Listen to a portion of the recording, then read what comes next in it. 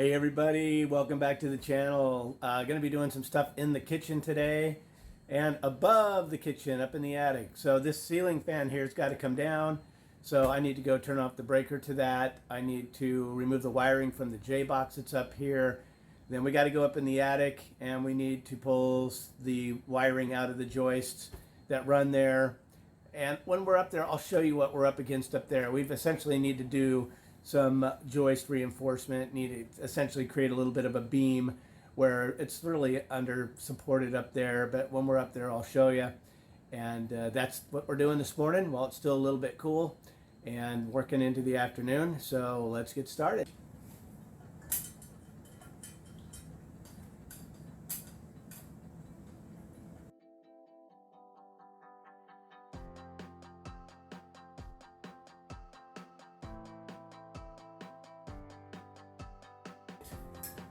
Kind of lifts up out of the little cradle, if you will. There we go. All right, there's the back of that J-box right there. You can see the wires, 2 wires coming in this side, 1 wire coming in that side.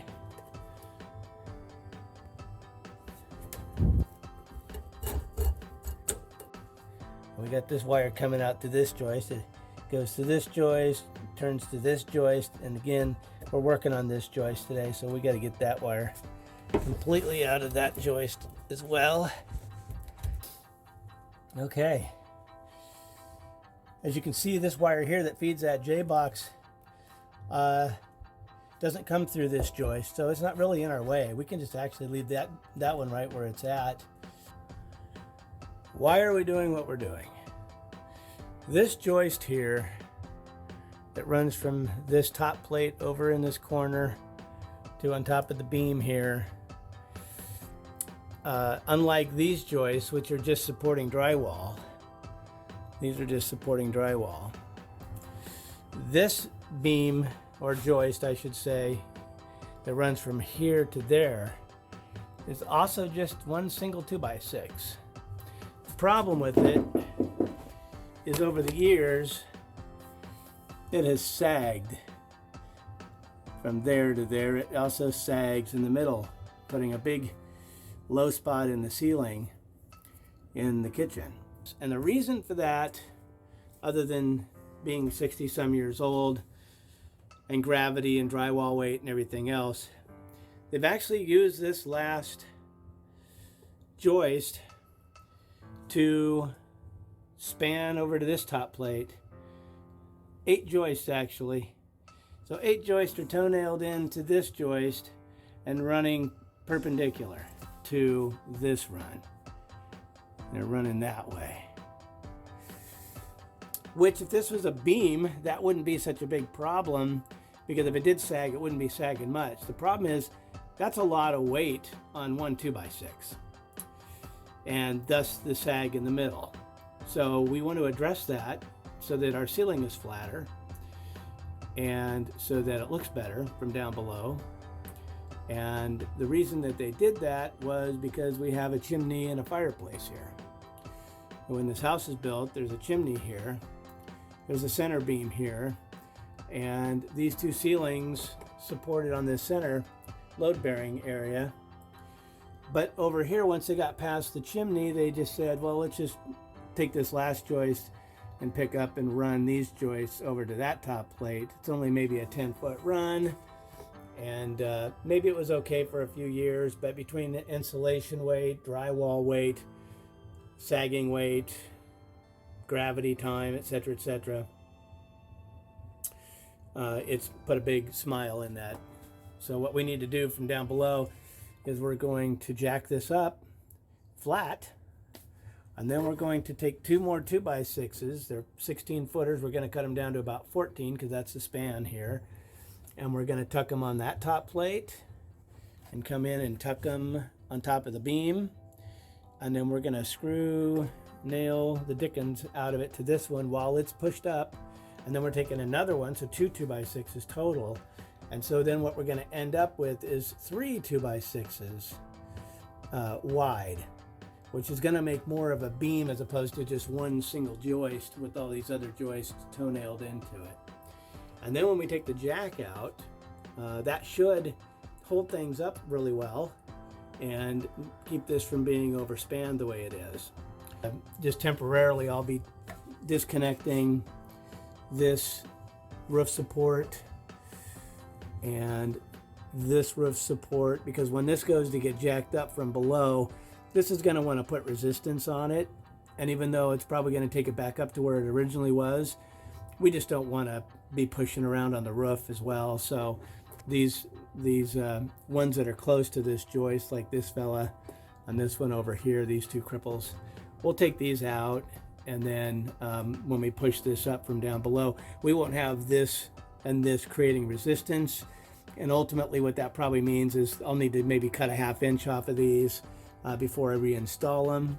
But the tops are already cut to the proper angle, so we'll just cut it off the bottom, reinstall those at the right height, and then we're still properly supporting the roof rafters with the knee wall, but we'll get them out of our way so they're not creating resistance against this joist going up flat the way we want it to. I hope that all makes sense. If not, ask me a question in the comments and I'll try to elaborate a little bit more on that. But for now, we're going to go downstairs. Thought I'd also try to demonstrate from down below that I just showed you in the attic, that problem with that joist. This joist comes right over here, right on this side of this J-box. If I take my 6-foot level and put it in about the middle of this ceiling, right through here, you can see that gap over there. You can see how it's bowed in the center. So again, the idea is to come to the center. I'll put a couple 2x 10-footers screwed together. We'll put a jack right here, and we're going to jack this up until it's flat. And then that's when those two 2x6s are going to get sistered onto this one, spanning across the beam, spanning across this top plate, screwed in there so that when we pull the jack down, this still stays flat. And then our ceiling fan's going to hang a lot nicer. Right now it hangs kind of wonky because the ceiling's not flat. And so that'll look better. The ceiling itself will look better. And most importantly, all these joists running this way will be properly supported for the next 60 years instead of having this gravity and weight pulling down on things all the time. So anyway, hope that demonstrates a little better what we're up against and what we're trying to fix and how we're fixing it.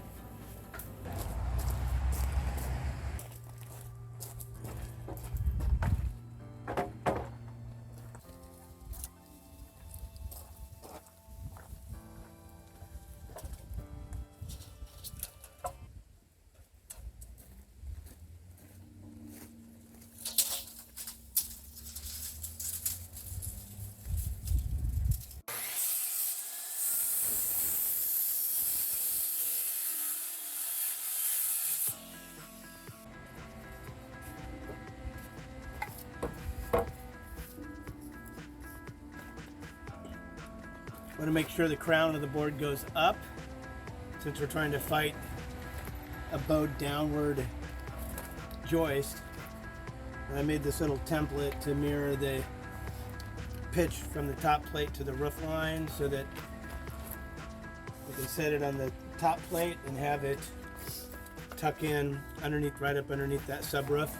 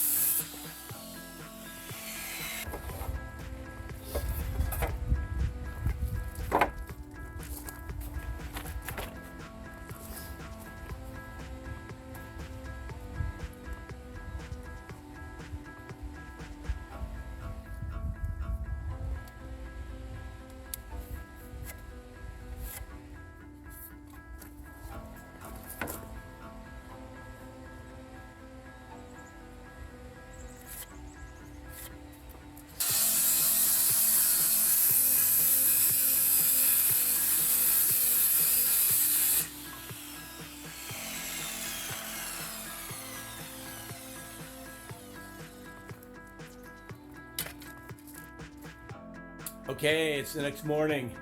Got everything upstairs done on the prep work. We got those cripple studs that were up there out of the way. And our goal, I got the 2 boards cut to reinforce this last joist that we talked about. And we're gonna try to put it right up through this hole that we left on this side. We haven't insulated this side of the living room yet to make sure we have a spot where we can get those 14-foot long joists up. So we're going to get those, stick them up there. We've got some stuff that's in the way. We're gonna just try to get them up there underneath everything and flip them up so that we don't have to remove wall base plates for those knee walls and stuff like that. But if we have to go a little deeper and get some more stuff out of our way, we will. Cool.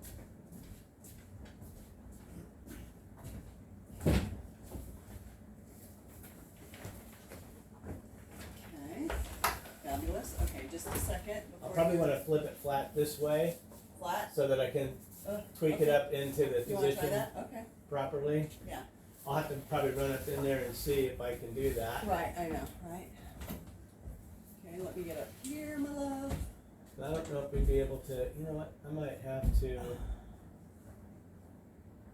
I don't think we're going to be, pull it back a little Pull bit. it back.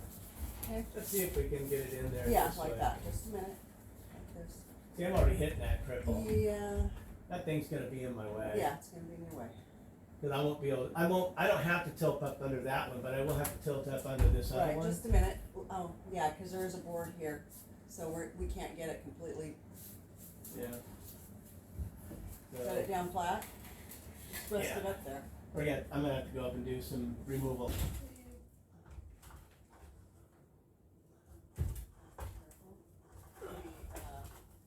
Get up here. Yeah.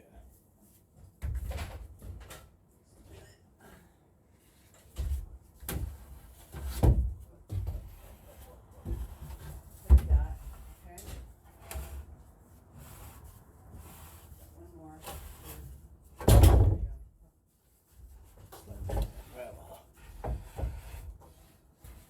Then it hits the top plate too, so I gotta lift it up Right, I got you. over that top plate. Okay, push. Push. Now, You'll have to. how much more do you need to get? Oh, right there. It's in. Okay. Wow, cool.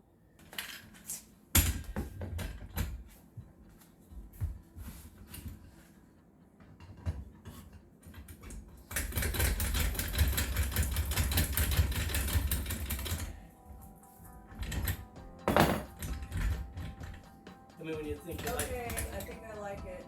So, well, we think so. We'll move on. Okay? Is that a tall enough ladder? Yeah. Okay. Yeah, this is a good example of why we're doing what we're doing. You can see that gap there. What we're trying to push out. Okay, go ahead and start jacking on that a little bit. Tell me when. I will.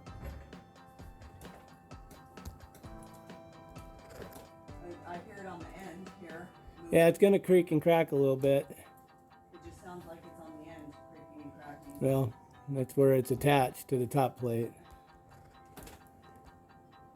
It's gonna make noise.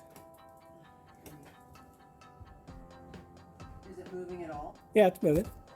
Because you want me to keep going? Yeah.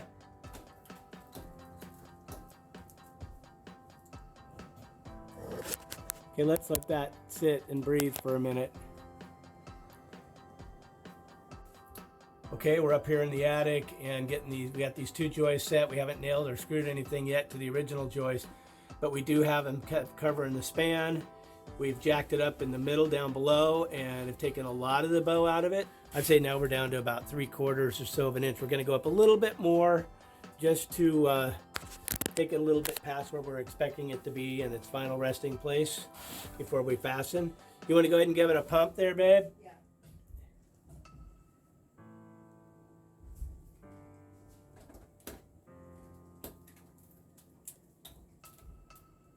I'm thinking that looks pretty good to me. Yeah. We're not trying to make it string straight or perfectly flat. We're just trying to take out you know, those couple inches or that inch and a half or so of bow that all these, the weight of all these other joists over here we're creating. And then we're going to fasten this together. Now it's supported on this beam. It's supported way over there on the top plate. And then once we get this all fastened together with some heavy duty screws to the original joist, take the jack out of the middle, it should still be resting in about the same spot. And then we've effectively taken a lot of the bend out of this ceiling. So that's where we're at.